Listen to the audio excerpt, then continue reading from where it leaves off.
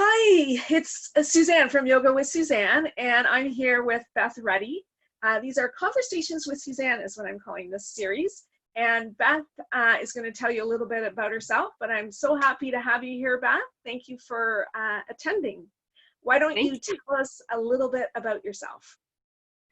Like what? Like my yoga experience, or Yeah, your history. Yeah. How much time do you have? People love talking about themselves, including me. Just give me a 2-minute rundown on give me a 2-minute bio on your. Okay. Well, I started off with moving into a career around art, because that's what I loved my whole life growing up, and I shouldn't say couldn't. My parents guided me to get a job doing something or start a career that had something that was a little bit more sustainable than fine art. So I was a graphic designer. Fast forward, I was a graphic designer for 30 years, self-employed with my husband, and we had employees. And along the same timeline, somewhere overlapping back at the end of the 80s, I took a fitness instructor course because I wanted to understand a little bit better how the body works. And one of my biggest areas of confusion was when I would go to aerobics classes and one instructor would say one thing and another instructor would say something else. And most often they would say, don't do this, it's bad for you, or do this, it's good for you. And sometimes they were contradictory. And not having an understanding of why, or not sharing an understanding of why that might be the case. So carried on, continued to learn, teaching part-time as a volunteer at the YMCA of Hamilton Burlington back then, and did that for quite a few years, probably 10, 15 years. And then one fitness conference I went to, I discovered yoga, and it was either going to be try out yoga, try out Pilates, and see which one wins. And yoga won. Not because I wanted to switch everything, although I did. It really spoke to me because it was a way of bringing in the movement of the body with breath, with a sense of purpose and spirituality. Right. And now you teach, the majority of your time is teacher training. You teach other teachers how to be good teachers. Well, I hope so. Yeah, that's what makes my heart fill with joy. And I think there's just a lot of 200-hour teacher training programs out there. 200 hours, as you know, Suzanne, we both did 500 hours initially, and that even didn't seem like enough. 200 hours is not a lot of time to get out there. And I find the yoga teachers that I talk to are not feeling as confident as they could be with 200 hours under their belt. So my main area of focus is supporting yoga teachers who have already done some kind of training and want to just move further and delve deeper into a skill set for being a really fantastic and authentic yoga teacher. And so what I do will trickle down, have a ripple effect to other people in general, because hopefully I can give these yoga teachers something that can take them to where they have a better understanding of the practices of yoga, the concepts, the philosophy, as well as alignment, which I know is what we're going to be talking about today, how the body works. And also, you and I have discussed before, both teaching for many, many years, that a lot of people do not understand why they're doing what they're doing in yoga. And therefore, they're not committed to it because they don't really understand the reason why they're doing what they're doing, Yeah, absolutely. Yeah, and teachers need to get that across. Okay, so yes, our topic today is alignment. And so tell me why you think alignment is so important in our yoga practice, because we both teach very alignment-based classes. And what it really means to be in alignment in yoga. Right. So in preparation for this, as you know, I put down my thoughts after a kind of a frustrating day of working on my computer and upgrading my system. And it was very freeing to kind of sit in nature and just say, what does alignment mean to me?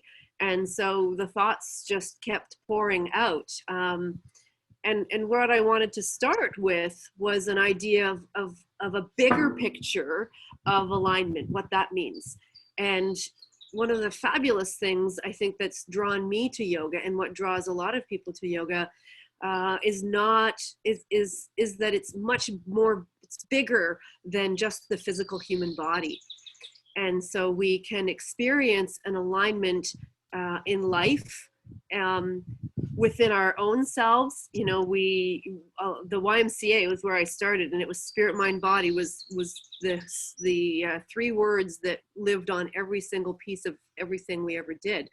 And so alignment between your spirit, mind, and your body, whatever that means to you. And the nice thing is that it can be interpreted in many different ways. So I kind of begin with that, and like, what do you want to align with? What views, what beliefs do you want to align with?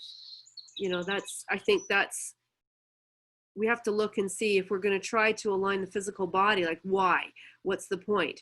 Because if I align my physical body in a way that I can breathe well and live well, then I can be in alignment with whatever else I want to align with. So is alignment balance, or is balance in your life different than alignment? I would say balancing the movement towards alignment, and like, what do we mean? You know, alignment. Do we mean good alignment or bad alignment? You know, we often look at a scale that's either good or bad, and I want to look at something that's more optimal, because it could mean, for this thing that you're doing, you need to align this way. For this thing, you need to align this way. And Right. so it's a little bit more like, I would say, the concepts of the gunas, where there's sattvic, which is the optimal place, but tamas is where there's a lower energy, for lack of a better explanation, lower energy, and then rajas is a bigger, faster moving energy. And sometimes you need that, and sometimes you need this. So it's a bit of a sliding scale for what that means. What was the question again? No, we were talking between balance and alignment. Yeah. You know, because we talk a lot about, but so I guess how I feel is, if you're in alignment, you tend to be able to find balance in your life. And that's like sort of off the mat and on the mat as well. If you're out of alignment, if everything's wonky in your body, or everything's wonky in your brain, or everything's, you know, out of alignment, then we don't find balance. So they kind of go together, but yeah, they for sure go together. But I also think it's always like, it's not like you find balance and then that's the way it is. It's a practice of moving into balance. You know, like walking a tightrope. Every single step you take, there's an adjustment for, how do I balance here, and then how do I balance here. You know, it's never ending, and which I think is a good thing, because it's keeps your sense of awareness growing. Exactly. That's actually how we develop. And we develop, like, you know, from an alignment point of view, every time you're in balance, then go out of balance. Every time your brain goes, you know, into like monkey brain, and you bring it back to a more focused brain, you are growing. Like, you're growing as a person, and as a being, and as a physically, mentally, and spiritually, for sure. Yeah. So there's that aligning with the bigger concepts of what yoga is. What, you know, to me, yoga is a state of being, and it's a state of being in an optimal place, or an optimal alignment with your true essence, with your nature. And what does that feel like? It feels like nothing needs to be added or taken away. It's a moment that's just full of peace and joy on a level of, I'm just content. I don't need anything at this moment. I don't need anything other than what I've got in this moment. So I think when you align your body, sorry, Susanne, when you align your body that way, you're going to have the same kind of experience. Right. I mean, in yoga, we talk a lot about effortless effort. Like, you get to that point where, and this is what I think, I feel sad for some people who are doing yoga that aren't getting this, because they never get to that point where they go, oh my gosh, that felt so good. That was so beneficial for me, and so freeing. And I feel that that freedom only comes with alignment, but also trying different, like you say, trying that continuum. If I do this, what happens? If I do that, what happens? You know, so yeah, effortless effort. Yeah. It's balancing the effort and the no effort, I think. Yeah, yeah, exactly. Yeah, because I think there's always going to be effort, because we come into a physical asana practice, and it's a self-imposed stress. We're stressing the bones, we're stressing the mind, we're putting ourselves into positions that we don't live in. We sit in chairs, we walk around. Other than that, we're not doing a lot of different movements. If we're dominant on one side of the body, that's going to be more dominant in our lives. So in a yoga asana practice, and I want to differentiate between yoga and asana, we're looking to stress the body.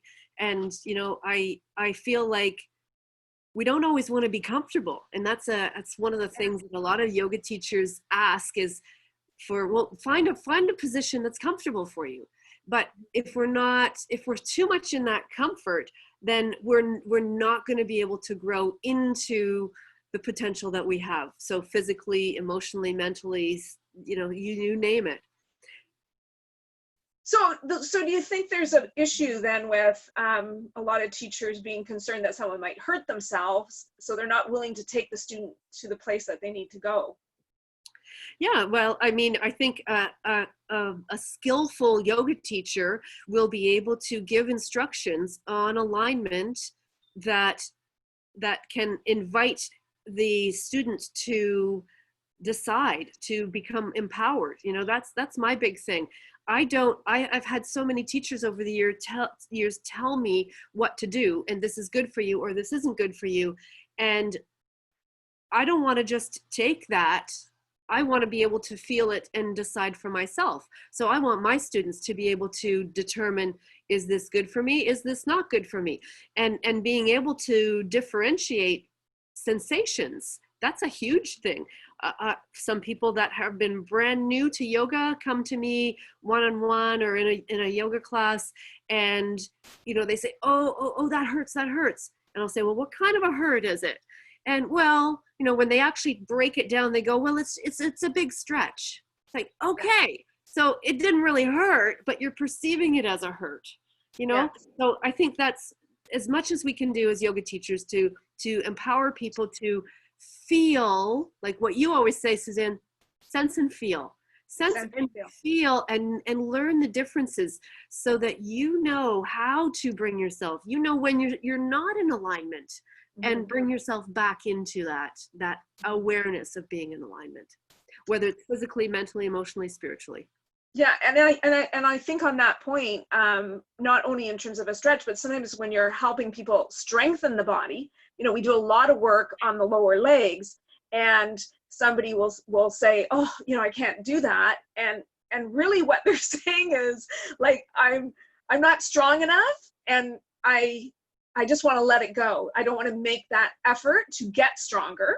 So sometimes, like, to coax them into, I feel like my job as a yoga teacher is to challenge my students in every one of the classes that I teach in some way.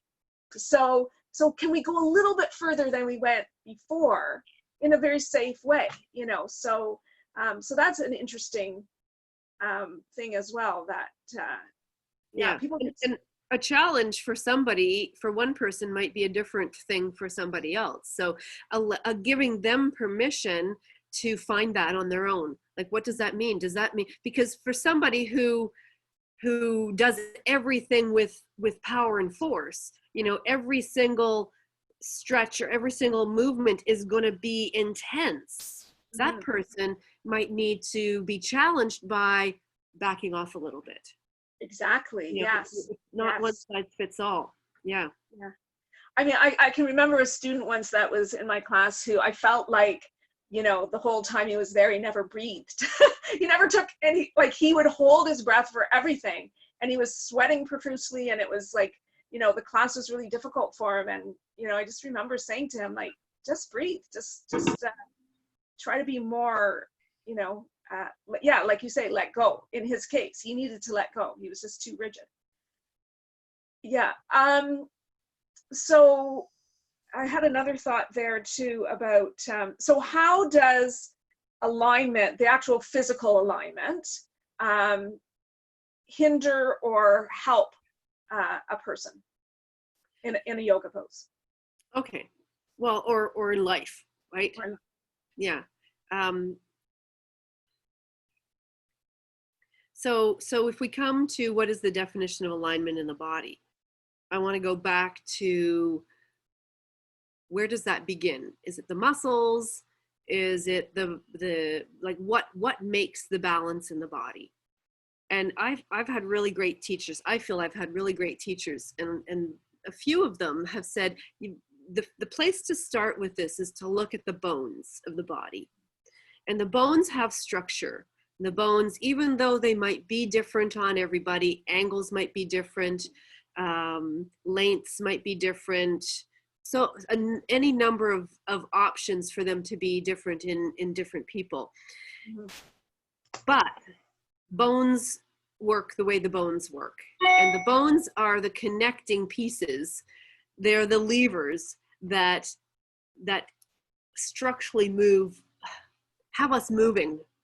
Mm-hmm. And so where bones come together, there are either articulating surfaces where bones are sitting side by side, like in the feet or stacked on top. And there's movement there, like the SI joint at the back of the pelvis, or joints where there's actual movement, like what happens in my wrist or my elbow. You know, for example, the elbow does that, Right. does nothing else but that. Yes. And so we want to be able to honor what those joints, how those joints are made, because that's the way, that's universal. Like there might be a case where somebody can hyperextend where they go too far, or I shouldn't even say too far, their bones go further than someone else's. But the bones don't lie. So that's where I like to start and say, okay, what does that bone coming in contact with that bone, what does that do? What is that movement? And we want to look and see. And because muscles are attached to bones through tendons, moving into connective tissue in the joints on all sides of bones. And the neat thing too is that there's no flat or straight bones in the body. Everything has a curve or an angle or something to it. And so the way the muscles are attached, they'll attach here and sweep over here. There's a multi-direction to most of the way the muscles go. So it means things can be pulled in different directions, and things can be pulled off the center, let's say off that center of how the bones are lined up. And so it's easy for that to happen in life if we start to do things more, again, like I said before, dominant, I'm right-handed. I've noticed that I do a lot more with my right side than my left. I don't know if you can see back here, but I'm in the midst of painting some of the furniture that I have on the upper deck here. And I'm painting with my right, painting with my left. And I'm learning how foreign it feels to do things like that on my left side versus my right.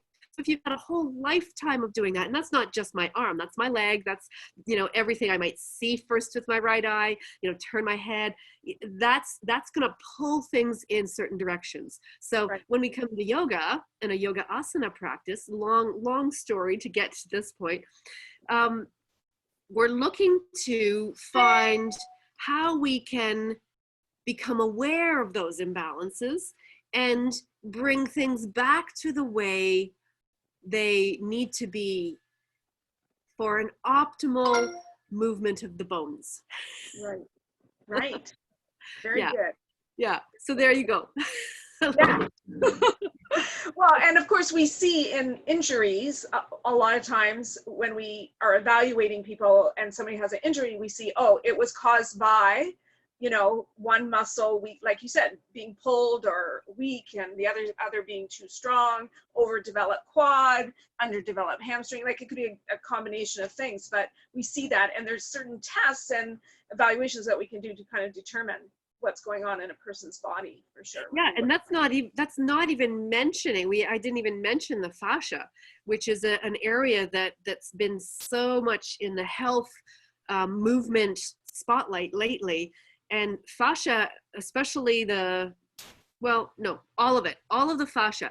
The way I like to describe fascia lately is to like look at, as if say you were to take a grapefruit and cut it in half and look at how there's all these little pockets, and inside the pockets there's other little pockets that hold the juice. And if you were to take out everything but the pockets, you would see the structure of the inside of a grapefruit. Well, the whole body is that way. Even on the inside of the skin or the rind of the grapefruit, underneath our skin, there is a fascial backing. And we are made up of all these pockets that hold muscles. And what has always been thought of is that when the muscles are tight or overstretched, then they pull on the bones. But sometimes it's the fascia. Sometimes it's fascia that is supposed to. So if there's layers of fascia that sit next to each other, they're supposed to slide. Right. And become slippery. And the more they slide and slip, the more they make that beautiful sliding substance that allows the muscles to fully extend and fully contract. And it needs to have pressure. It needs to have bounceability. It needs to be squished and pulled and squished and pulled. And so we need lots of movement in our lives. What we get in particular when we come into yoga is an opportunity to an asana practice, is an opportunity to notice how we move and to see, oh, do I favor this kind of movement on this side or this kind of movement on that side? And am I stronger? Do I have the support? What muscles are doing the work and what muscles aren't allowed to do the work? It's such a huge big topic.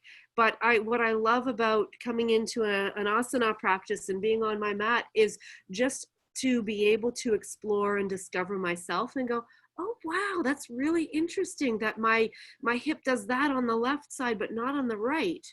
Mm-hmm.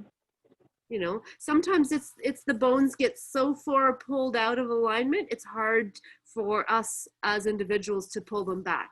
So body workers are great. You know, both Susanne and I do Thai massage, like osteopaths, chiropractors, you know, there's a whole host of other people that can help you find that place. But then at some point you got to take it over yourself.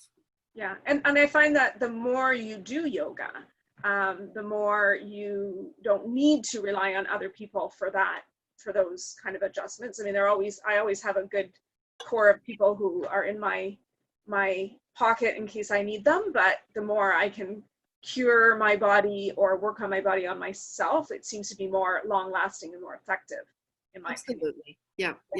Yeah. So I guess another thing is, like, I just want to say something you mentioned earlier, because this is like really, although we teach yoga in group, it's very individualized and every body is different and every person is different.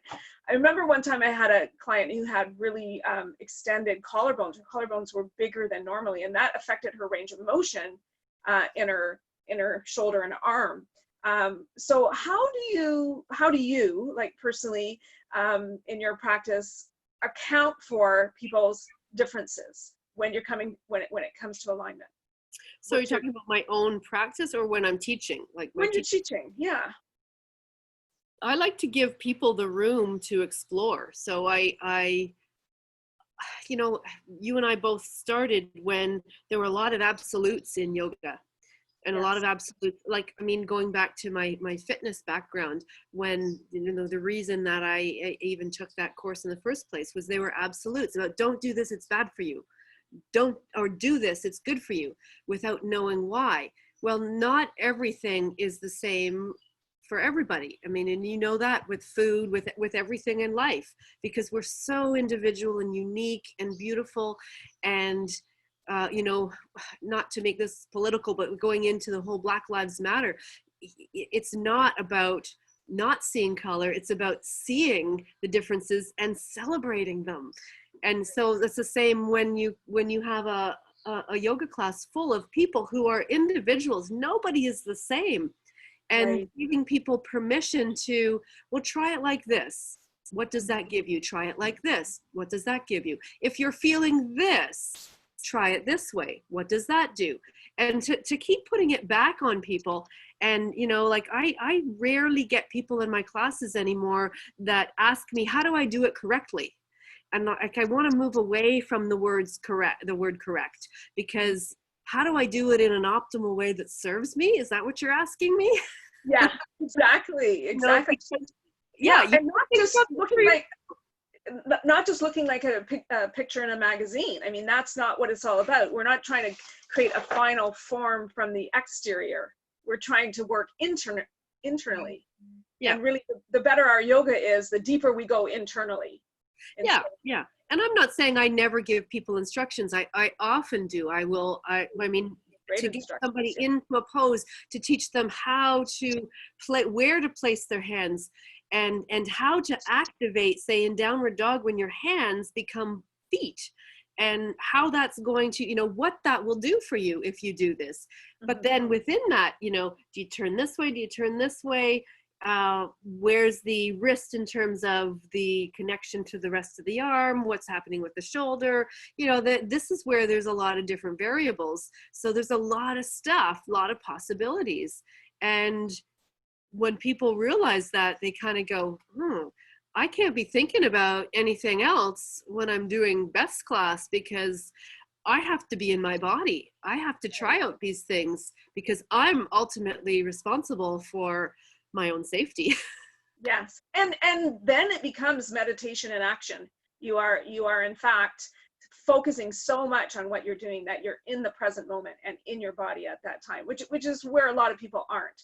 Yeah. So yeah, I think we both started in a, you know, where originally there was definitely, you have to do it this way. And, you know, you and I've even had teachers before who would like kind of force you to do something that you don't want to do. And if you're not strong in your own, you know, being, you sometimes can get injured by doing something that a teacher tells you to do that isn't necessarily right for you. So that's something that, you know, that rigidity is something that we want to get away from. But instruction, I mean, I know when I teach, my classes are very instruction based, but with variations, with adaptions for anybody's body or any type of body that might come along. So that's very important. I'm trying to think, is there anything else that you would like to cover today, or any other things that we've missed in terms of talking about alignment? Yeah, just one more thing that I just had jotted down, actually, that I didn't send you in my notes. I think, again, coming back to a bigger picture view of why, like, because other than the injuries, other than, you know, hip replacements or, you know, knee replacements, things that push the bones out of alignment, that's not going to be the case for everybody. But so why would we want to have this body that works the way it's intended to work? Because when we align the bones, when we align the spine in particular, we can align how the breath comes in, how the air comes in, and where it goes to. So the early yogis, they knew breath was so important. They built a whole practice around it called pranayama. And it was all about being able to bring in this thing called prana, which is life energy. It's what exists in every cell in your body. And one of the fastest ways to bring in the prana is as you breathe in and bring it into your body. But if you are sitting or moving in a way that is not optimally aligned, then the breath won't come in and go where you want it to go. So right. To be able to have the ability to find balance and length and spaciousness and not compress, you know, the body is under extreme gravitational pull all the time. And right. So we need to work with it, but against it as well. And when we can create an alignment that allows the bones to not be compressive on the organs, then this prana can come in and flow like tributary rivers through the whole body to every single cell. Mm-hmm. And then that just, like, you know, if you take that a step further, when we breathe fully and completely, then there's energy. And, you know, so much of people's fatigue and headaches and aches and pains are from that poor posture, and that energy not being, the prana or the breath not being able to flow, the energy not being able to flow through the body. You know, when you talk about connective tissue, you start getting knots in your connective tissue, built up collagen that forms there, and then there's no energy flow. It's basically like a, you know, little river, and you've blocked that river, so we're not getting the proper energy that we need. And of course then we feel tired and sluggish and, you know, fatigued. So yeah, so that's definitely what we want. What are you taking a picture of? Okay, so I just want to say thank you. That was an excellent conversation, Beth, and we'll have to do this again. There's so many topics we could talk about, but that was really interesting. Yeah, and you and I have spent so much time like this, and we go on and on and on and on and on and on. Exactly. But we'll cut it shorter for this time, and then we'll think about the next topic we want to talk about, and we'll meet again. Okay, so thank you so much. Namaste. Yeah, he did a photo bomb during the interview. He came in right into the screen. I was going to say something, I just kind of chuckled, but yeah, so cute. Okay, so I'm gonna say goodbye to everyone. Thank you. Check out our websites, bethrutty.com. bethruttyyoga.com. Yeah. bethruttyyoga.com. My website is SuzanneJ.com, and check us out on YouTube. We both have videos on YouTube as well. And like we said, we teach Thai massage courses together, and we do a lot of stuff individual. I do a yoga for cancer, and check out my book, Fight Fire with Food. Yeah, it's all there on our website. So thank you very much, and we'll talk to you soon. Bye. Bye.